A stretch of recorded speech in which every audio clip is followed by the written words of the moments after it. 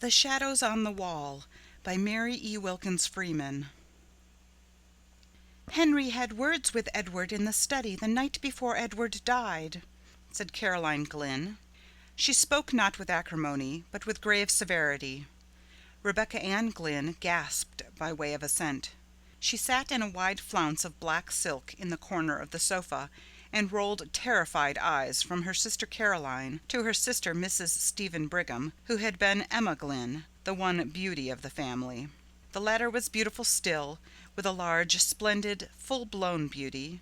She filled a great rocking-chair with her superb bulk of femininity, and swayed gently back and forth, her black silks whispering and her black frills fluttering. Even the shock of death, for her brother Edward lay dead in the house, could not disturb her outward serenity of demeanor. But even her expression of masterly placidity changed before her sister Caroline's announcement and her sister Rebecca Ann's gasp of terror and distress in response. "I think Henry might have controlled his temper when poor Edward was so near his end," she said with an asperity which disturbed slightly the roseate curves of her beautiful mouth. "Of course he did not know," murmured Rebecca Ann in a faint tone. "Of course he did not know it," said Caroline quickly. She turned on her sister with a strange, sharp look of suspicion. Then she shrank as if from the other's possible answer. Rebecca gasped again. The married sister, Mrs. Emma Brigham, was now sitting up straight in her chair. She had ceased rocking and was eyeing them both intently, with a sudden accentuation of family likeness in her face. "What do you mean?" she said impartially to them both. Then she, too, seemed to shrink before a possible answer. She even laughed an evasive sort of laugh. "Nobody means anything," said Caroline firmly. She rose and crossed the room toward the door with grim decisiveness. "Where are you going?" asked Mrs. Brigham. "I have something to see to," replied Caroline, and the others at once knew by her tone that she had some solemn and sad duty to perform in the chamber of death. "Oh," said Mrs. Brigham. After the door had closed behind Caroline, she turned to Rebecca. "Did Henry have many words with him?" she asked. "They were talking very loud," replied Rebecca evasively. Mrs. Brigham looked at her. She had not resumed rocking. She still sat up straight, with a slight knitting of intensity on her fair forehead between the pretty rippling curves of her auburn hair. "Did you ever hear anything?" she asked in a low voice, with a glance toward the door. "I was just across the hall in the south parlor, and that door was open and this door ajar," replied Rebecca with a slight flush. "Then you must have." "I couldn't help it." "Everything?" "Most of it." "What was it?" "The old story." "I suppose Henry was mad, as he always was, because Edward was living on here for nothing, when he had wasted all the money father left him." Rebecca nodded with a fearful glance at the door. When Emma spoke again, her voice was still more hushed. "I know how he felt," said she. "It must have looked as if Edward was living at his expense, but he wasn't."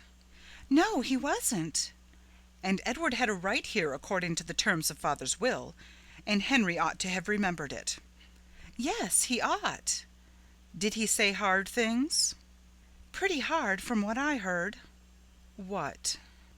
"I heard him tell Edward that he had no business here at all, and he thought he had better go away."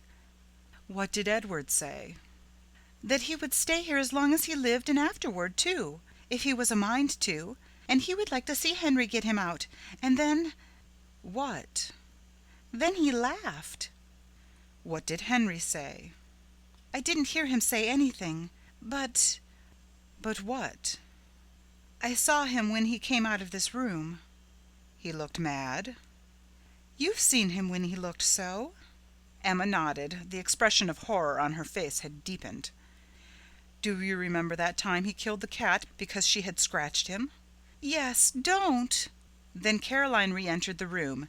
She went up to the stove, in which a wood fire was burning. It was a cold, gloomy day of fall, and she warmed her hands, which were reddened from recent washing in cold water. Mrs. Brigham looked at her and hesitated. She glanced at the door, which was still ajar. It did not easily shut, being still swollen with the damp weather of the summer. She rose and pushed it together with a sharp thud, which jarred the house. Rebecca started painfully with a half exclamation. Caroline looked at her disapprovingly.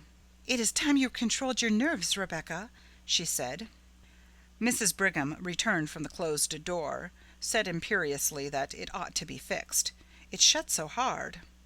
"It will shrink enough after we have had the fire a few days," replied Caroline. "I think Henry ought to be ashamed of himself for talking as he did to Edward," said Mrs. Brigham abruptly, but in an almost inaudible voice. "Hush," said Caroline, with a glance of actual fear at the closed door. "Nobody can hear with the door shut. I say again, I think Henry ought to be ashamed of himself. I shouldn't think he'd ever get over it, having words with poor Edward the very night before he died. Edward was enough sight better disposition than Henry, with all his faults." "I never heard him speak a cross word, unless he spoke cross to Henry that last night. I don't know but he did, from what Rebecca overheard." "Not so much cross as sort of soft and sweet and aggravating," sniffed Rebecca. "What do you think really ailed Edward?" asked Emma in hardly more than a whisper. She did not look at her sister. "I know you said that he had terrible pains in his stomach and had spasms, but what do you think made him have them?" "Henry called it gastric trouble. You know Edward has always had dyspepsia." Mrs. Brigham hesitated a moment. "Was there any talk of an examination?" said she. Then Caroline turned on her fiercely. "No," said she in a terrible voice. "No."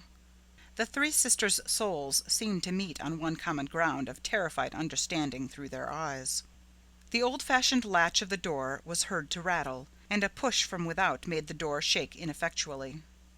"It's Henry," Rebecca sighed rather than whispered. Mrs. Brigham settled herself, after a noiseless rush across the floor, into her rocking-chair again, and was swaying back and forth with her head comfortably leaning back, when the door at last yielded and Henry Glynn entered. He cast a covertly sharp, comprehensive glance at Mrs. Brigham with her elaborate calm, at Rebecca quietly huddled on the corner of the sofa with her handkerchief to her face, and only one small uncovered reddened ear, as attentive as a dog's, and at Caroline sitting with a strained composure in her armchair by the stove. She met his eyes quite firmly with a look of inscrutable fear, and defiance of the fear and of him. Henry Glynn looked more like this sister than the others. Both had the same hard delicacy of form and aquilinity of feature. They confronted each other with the pitiless immovability of two statues in whose marble lineaments emotions were fixed for all eternity. Then Henry Glynn smiled, and the smile transformed his face. He looked suddenly years younger, and an almost boyish recklessness appeared in his face. He flung himself into a chair with a gesture which was bewildering from its incongruity with his general appearance. He leaned his head back, flung one leg over the other, and looked laughingly at Mrs. Brigham. "I declare, Emma, you grow younger every year," he said.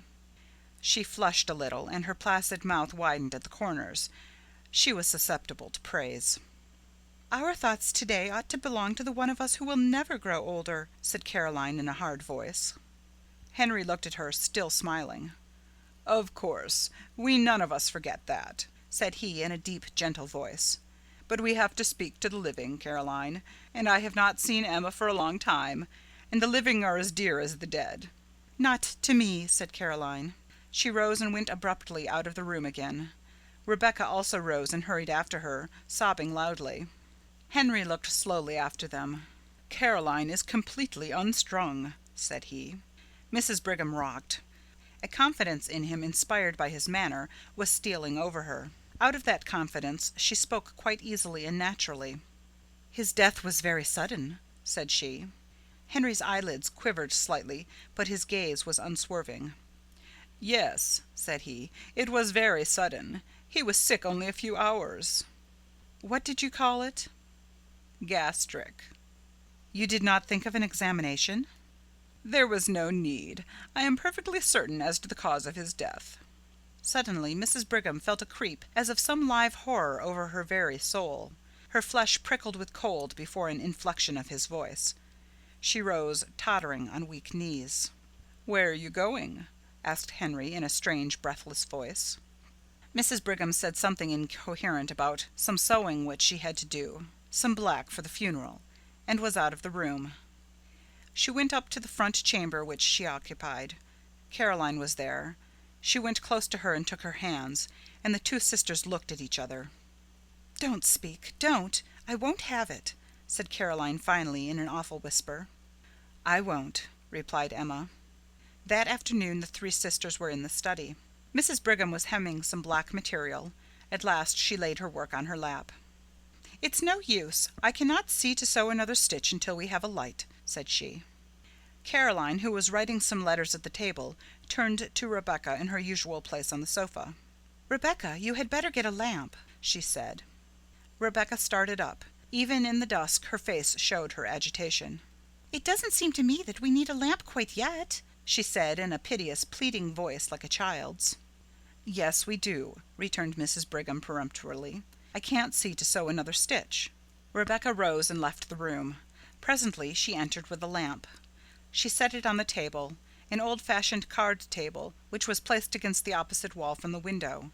That opposite wall was taken up with 3 doors. The one small space was occupied by the table. "What have you put that lamp over there for?" asked Mrs. Brigham, with more of impatience than her voice usually revealed. "Why didn't you set it in the hall and have done with it?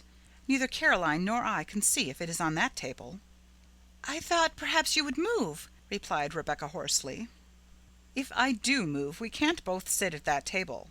Caroline has her paper all spread around. Why don't you set the lamp on the study table in the middle of the room? Then we can both see." Rebecca hesitated. Her face was very pale.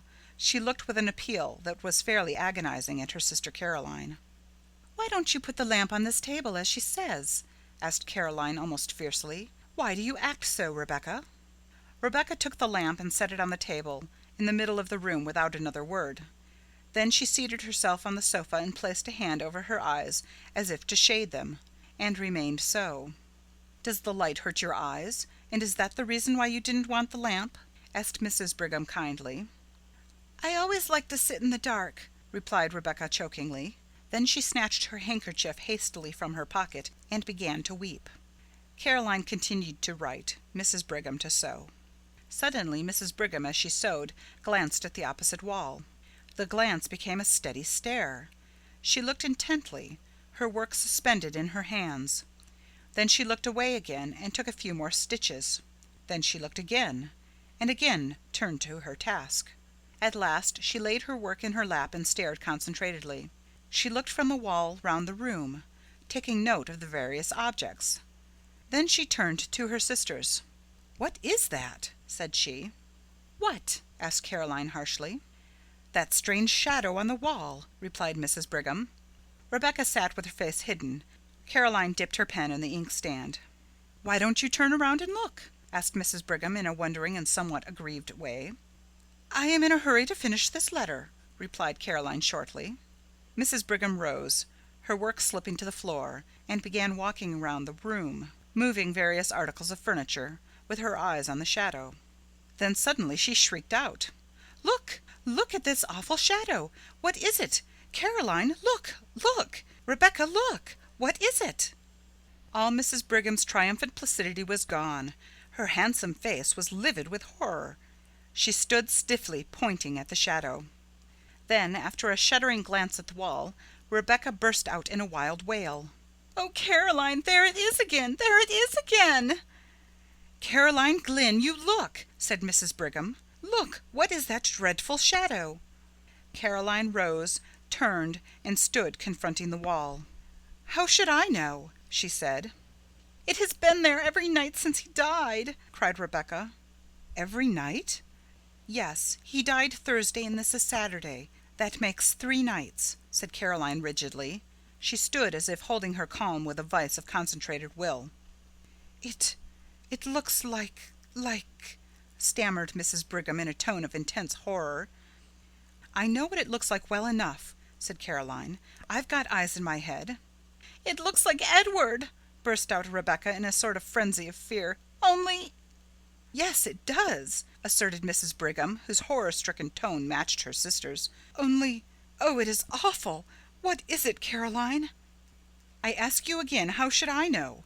replied Caroline. "I see it there like you. How should I know any more than you?" "It must be something in the room," said Mrs. Brigham, staring wildly around. "We moved everything in the room the first night it came," said Rebecca. "It is not anything in the room." Caroline turned upon her with a sort of fury. "Of course it is something in the room," said she. "How you act! What do you mean, talking so? Of course it is something in the room." "Of course it is," agreed Mrs. Brigham, looking at Caroline suspiciously. "It must be something in the room." "It is not anything in the room," repeated Rebecca with obstinate horror. The door opened suddenly and Henry Glynn entered. He began to speak. Then his eyes followed the direction of the others. He stood staring at the shadow on the wall. "What is it?" he demanded in a strange voice. "It must be due to something in the room," Mrs. Brigham said faintly. Henry Glynn stood and stared a moment longer. His face showed a gamut of emotions: horror, conviction, then furious incredulity. Suddenly he began hastening hither and thither about the room. He moved the furniture with fierce jerks, turning ever to see the effect upon the shadow on the wall. Not a line of its terrible outlines wavered. "It must be something in the room," he declared in a voice which seemed to snap like a lash. His face changed. The inmost secrecy of his nature seemed evident upon his face, until one almost lost sight of his lineaments. Rebecca stood close to her sofa, regarding him with woeful, fascinated eyes. Mrs. Brigham clutched Caroline's hand. They both stood in a corner out of his way. For a few moments he raged about the room like a caged wild animal. He moved every piece of furniture. When the moving of a piece did not affect the shadow, he flung it to the floor. Then suddenly he desisted. He laughed. "What an absurdity," he said easily. "Such a to-do about a shadow." "That's so," assented Mrs. Brigham in a scared voice which she tried to make natural. As she spoke she lifted a chair near her. "I think you have broken the chair that Edward was fond of," said Caroline. Terror and wrath were struggling for expression on her face. Her mouth was set, her eyes shrinking. Henry lifted the chair with a show of anxiety. "Just as good as ever," he said pleasantly. He laughed again, looking at his sisters. "Did I scare you?" he said. "I should think you might be used to me by this time. You know my way of wanting to leap to the bottom of a mystery. And that shadow does look queer. And I thought if there was any way of accounting for it, I would like to without any delay." "You don't seem to have succeeded," remarked Caroline dryly, with a slight glance at the wall. Henry's eyes followed hers, and he quivered perceptibly. "Oh, there is no accounting for shadows," he said, and he laughed again. "A man is a fool to try to account for shadows." Then the supper bell rang, and they all left the room. But Henry kept his back to the wall, as did, indeed, the others. Henry led the way with an alert motion like a boy. Rebecca brought up the rear. She could scarcely walk, her knees trembled so. "I can't sit in that room again this evening," she whispered to Caroline after supper. "Very well, we will sit in the south room," replied Caroline. "I think we will sit in the south parlor," she said aloud. "It isn't as damp as the study, and I have a cold." So they all sat in the south room with their sewing. Henry read the newspaper, his chair drawn close to the lamp on the table. About 9 o'clock he rose abruptly and crossed the hall to the study. The three sisters looked at one another. Mrs. Brigham rose, folded her rustling skirts compactly around her, and began tiptoeing toward the door. "What are you going to do?" inquired Rebecca agitatedly. "I am going to see what he is about," replied Mrs. Brigham cautiously. As she spoke, she pointed to the study door across the hall. It was ajar. Henry had striven to pull it together behind him, but it had somehow swollen beyond the limit with curious speed. It was still ajar, and a streak of light showed from top to bottom. Mrs. Brigham folded her skirts so tightly that her bulk with its swelling curves was revealed in a black silk sheath, and she went with a slow toddle across the hall to the study door. She stood there, her eye at the crack. In the south room, Rebecca stopped sewing and sat watching with dilated eyes. Caroline sewed steadily. What Mrs. Brigham, standing at the crack in the study door, saw was this. Henry Glynn, evidently reasoning that the source of the strange shadow must be between the table on which the lamp stood and the wall, was making systematic passes and thrusts with an old sword, which had belonged to his father, all over and through the intervening space. Not an inch was left unpierced. He seemed to have divided the space into mathematical sections. He brandished the sword with a sort of cold fury and calculation. The blade gave out flashes of light. The shadow remained unmoved. Mrs. Brigham, watching, felt herself cold with horror. Finally, Henry ceased and stood with the sword in hand and raised as if to strike, surveying the shadow on the wall threateningly. Mrs. Brigham toddled back across the hall and shut the south room door behind her before she related what she had seen. "He looked like a demon," she said again. "Have you got any of that old wine in the house, Caroline? I don't feel as if I could stand much more." "Yes, there's plenty," said Caroline. "You can have some when you go to bed." "I think we all had better take some," said Mrs. Brigham. "Oh, Caroline, what—" "Don't ask. Don't speak," said Caroline. "No, I'm not going to," replied Mrs. Brigham. "But—" Soon the three sisters went to their chambers, and the south parlor was deserted. Caroline called to Henry in the study to put out the light before he came upstairs. They had been gone about an hour when he came into the room bringing the lamp which had stood in the study. He set it on the table and waited a few minutes, pacing up and down. His face was terrible. His fair complexion showed livid, and his blue eyes seemed dark blanks of awful reflections. Then he took up the lamp and returned to the library. He set the lamp on the center table, and the shadow sprang out on the wall. Again he studied the furniture and moved it about, but deliberately, with none of his former frenzy. Nothing affected the shadow. Then he returned to the south room with the lamp and again waited. Again he returned to the study and placed the lamp on the table, and the shadow sprang out upon the wall. It was midnight before he went upstairs. Mrs. Brigham and the other sisters, who could not sleep, heard him. The next day was the funeral. That evening the family sat in the south room. Some relatives were with them. Nobody entered the study until Henry carried a lamp in there after the others had retired for the night. He saw again the shadow on the wall leap to an awful life before the light. The next morning at breakfast, Henry Glynn announced that he had to go to the city for 3 days. The sisters looked at him with surprise. He very seldom left home, and just now his practice had been neglected on account of Edward's death. "How can you leave your patients now?" asked Mrs. Brigham wonderingly. "I don't know how to, but there is no other way," replied Henry easily. "I have had a telegram from Dr. Mitford." "Consultation?" inquired Mrs. Brigham. "I have business," replied Henry. Dr. Mitford was an old classmate of his who lived in a neighboring city and who occasionally called upon him in the case of a consultation. After he had gone, Mrs. Brigham said to Caroline that, after all, Henry had not said that he was going to consult with Dr. Mitford, and she thought it very strange. "Everything is very strange," said Rebecca with a shudder. "What do you mean?" inquired Caroline. "Nothing," replied Rebecca.